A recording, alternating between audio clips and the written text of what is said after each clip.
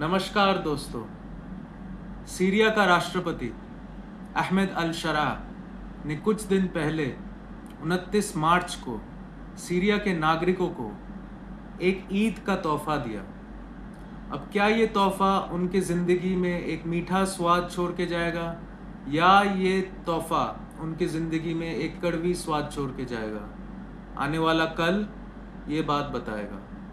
पूर्व बागी नेता अबू मोहम्मद अल-जुलानी, जो हयात तहरीर अल-शाम के नेता है, जिसको HTS से जाना जाता है, उन्होंने सीरिया के पूर्व राष्ट्रपति बशर अल-असद को दमास्कस के कुर्सी से हटाने के बाद वे खुद राष्ट्रपति बन गए और उसके बाद उन्होंने अपना पुराना नाम अहमद अल-शरा अपना लिया।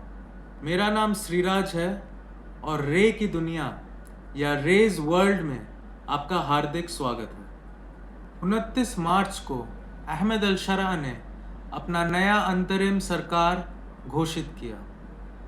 ये 23 मेंबर का कैबिनेट है, जिसमें इन्होंने 4 सीट अल्पसंख्यक समुदाय के लोग और औरतों को दिया। सीरिया में जो गृह युद्ध हुआ, जो लगभग 10 सालों से ऊपर चला, उसमें सीरिया के नागरिक बुनियादी ढांचों का खूब विनाश हुआ। इनको फिर से बनाना पड़ेगा, जिसके लिए अंतर्राष्ट्रीय निवेश की सख्त ज़रूरत है।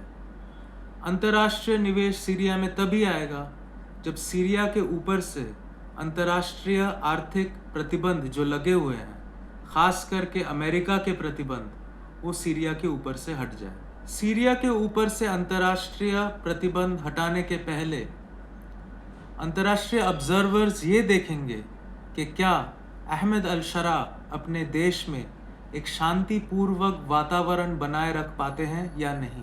एक शांतिपूर्वक वातावरण बनाए रखने के लिए अहमद अल-शरा को ये करना बहुत ज़रूरी है कि वह अल्पसंख्यक समुदाय के लोग और औरतों को अपने सरकार में जगह और शक्ति दे। इसी कोशिश को आगे लेते हुए अहमद अल-शरा ने अपने सरकार में, अपने नए अंतरिम सरकार में, परिवहन मंत्रालय मिस्टर यारूब बदर को दिया। वह अलावाइट कम्युनिटी के हैं और अलावाइट कम्युनिटी सीरिया के पूरे जनसंख्या में लगभग 10% की है। जन कल्याण और श्रम मंत्रालय मिला है मैडम हिंद किबावत को। वह एक कैथोलिक क्रिश्चियन है और क्रिश्चियन कम्युनिटी सीरिया के पूरे जनसंख्या में लगभग 2% की है। शिक्षा मंत्रालय मिला है मिस्टर मोहम्मद तेरको को। वह कुर्दिश कम्युनिटी के हैं और कुर्दिश कम्युनिटी सीरिया के कंप्लीट जनसंख्या में लगभग 10% के हैं। मगर मिस्टर मोहम्मद अल तरको जो कुर्दिश है, वो दमास्कस से बिलोंग करते हैं। एक दूसरा कुर्दिश फैक्शन सीरिया के नॉर्थ और नॉर्थ ईस्टर्न रीजन में है। उनका नाम है सीरियन डेमोक्रेटिक फोर्सेस। वे US बैक्ड हैं। उन्होंने इस पूरे प्रोसेस को रिजेक्ट कर रखा है। कृषि मंत्रालय है मिला है मिस्टर अमगद बदर को। वह द्रूज समुदाय के हैं। ड्रूज समुदाय सीरिया में लगभग 3% में है। पारंपरिक रूप से द्रूज समुदाय किसान होते हैं। वह एक इलाके में रहते हैं जिसका नाम गोलन हाइट्स है। उस इलाके के सेब बहुत मशहूर है। उसे गोलन एप्पल्स के नाम से मिडल ईस्ट और वेस्ट एशिया में बहुत मशहूर है।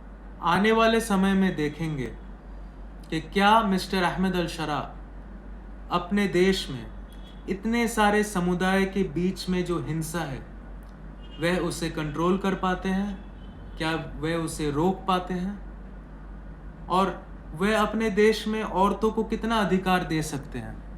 इन सब चीज़ों को मेंटेन और मैनेज करके क्या वह अपने देश में एक शांतिपूर्वक वातावरण बनाए रख पाते हैं।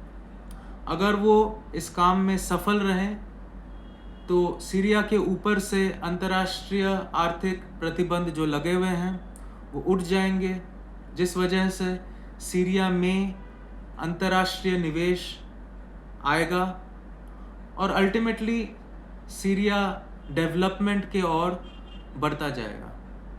हम देखते हैं कि सीरिया की पड़ोसी देश ईरान में औरतों को अधिकार ना देने के वजह से सड़कों में बहुत विरोध हुआ है। इस चीज़ को ध्यान रखते हुए मिस्टर अहमद अल शरा को औरतों को ज़्यादा से ज़्यादा अधिकार देना चाहिए और अपने सरकार में जगह देना चाहिए। बाकी खबरों के लिए बने रहिए रे की दुनिया के साथ। मैं हूं आपका मित्र श्रीराज रे। मिलते हैं फिर। नमस्कार।